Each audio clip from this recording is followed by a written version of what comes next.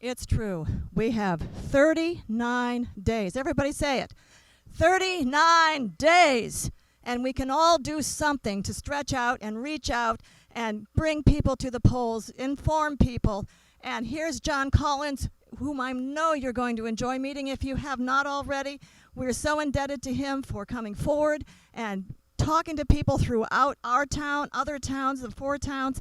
We're so lucky to have John running for the 55th district. John.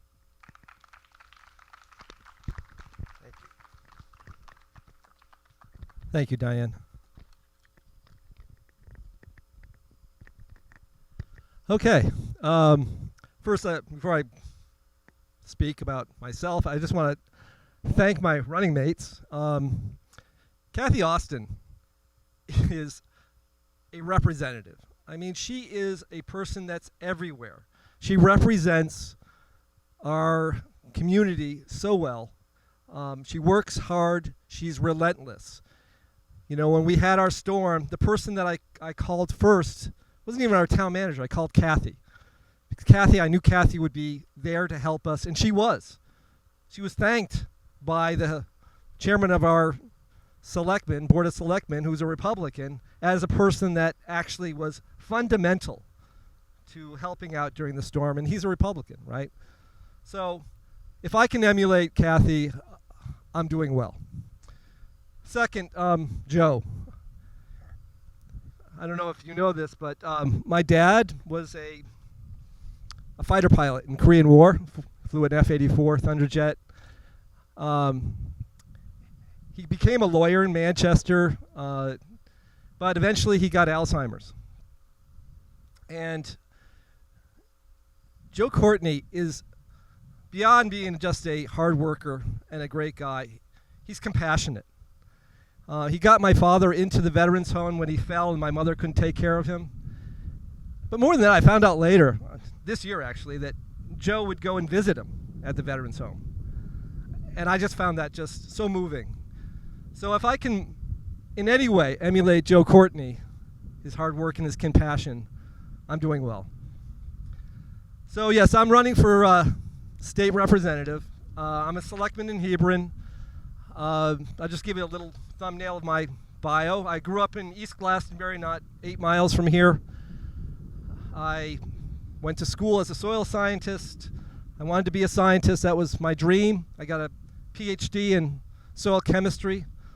I went into the Peace Corps. I went to Nepal.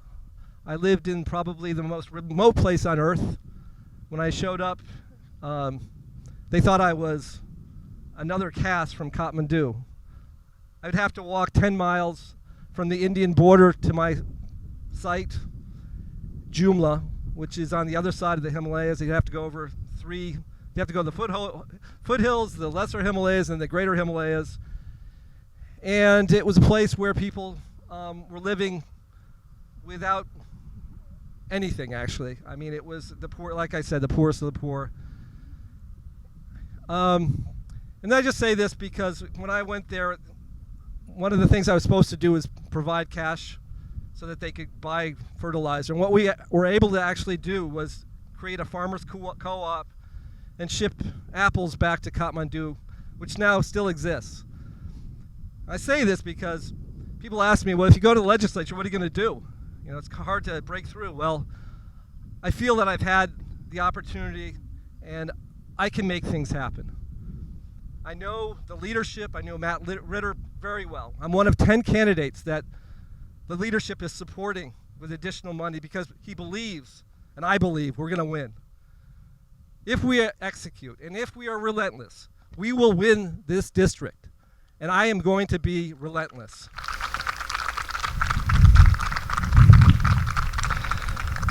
So I had a career in environmental remediation. I have a PhD, as I said, in soil chemistry. I've worked at all of the Department of Energy plants, cleaning up the toxic waste around the country. I had a number of small businesses, venture-based businesses, one of which was a green technology business that actually had patents. I have patents in destroying difficult contaminants beneath the surface of the ground without digging it up. So I believe in green technology. I believe in technology. I believe that we can do better.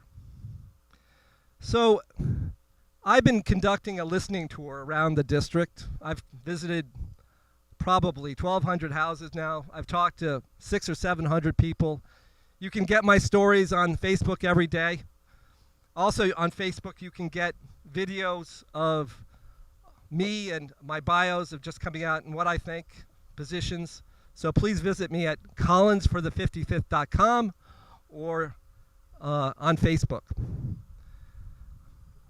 What I've learned going door to door is that this country is not as divided as people say.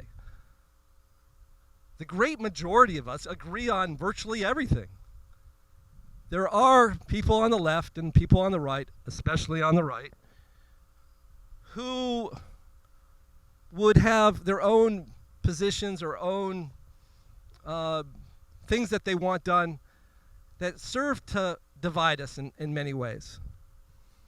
And I'm running as a candidate to unite us, to get things done and to unite us. There's too much division in this country as it is, and it doesn't need to happen. So my tagline for my campaign is facts, fairness, and fiscal responsibility. One thing we need to all believe, and if there's anything we need to do in this election, it's to believe in facts. There are no alternative facts. That's a lie. Our president lies, and nobody seems to care. Well, we seem to care, but often other people don't seem to care. That is fundamental to a democracy. We cannot have a democracy unless we all believe in the facts. We need to defend a democracy, and it begins with facts. So, someone once said, you can have your own opinions, your own set of opinions, but you can't have your own set of facts. Unless we believe in the facts, we are doomed. And from what I can gather, the only party in this election that believes in facts is the Democratic Party.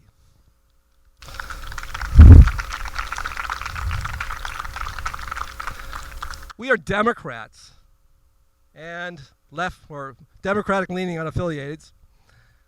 And we believe in fairness. That's what unites us. We believe in essentially in fairness.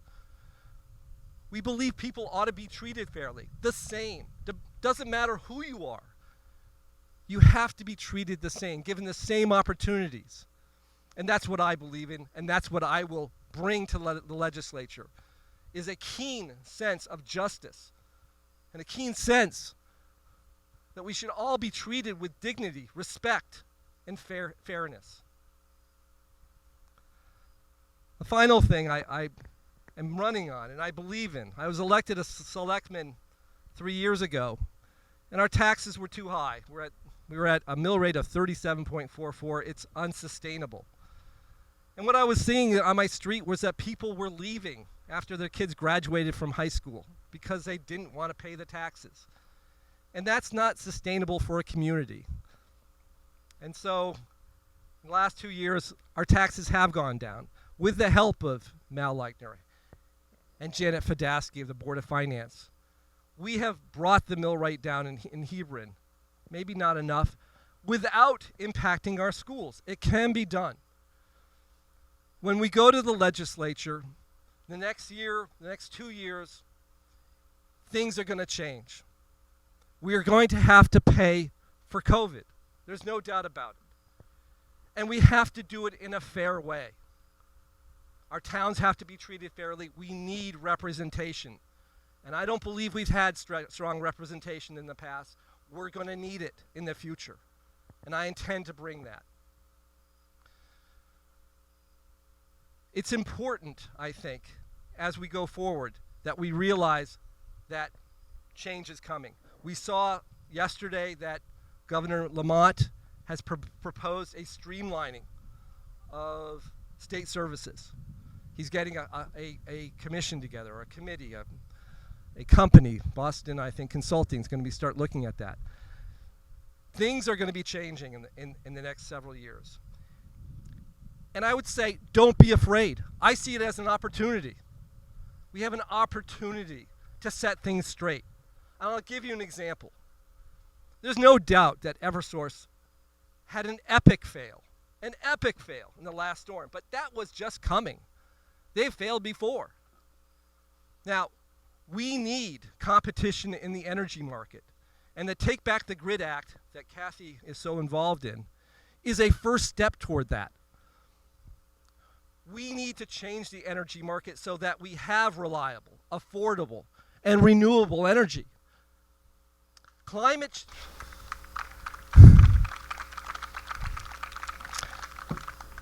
change is real.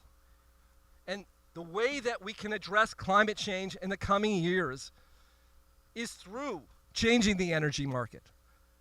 And like I said, there's no reason to fear what's coming. There's such opportunity. We just need leaders like Kathy and Joe to put forward the proposals and advocate for change, good change, change that will protect the environment, and that's good for business, and that's good for workers. The next 39 days, I will continue to be relentless. You know, Mal Lecter, when I said I'd run, he said, well, there's one thing I know about you. You're relentless. Well, I am relentless. We're going to win this seat because it's important. And we're going to defeat Donald Trump because it's necessary. Please, help us all. Get involved. I thank you for all coming.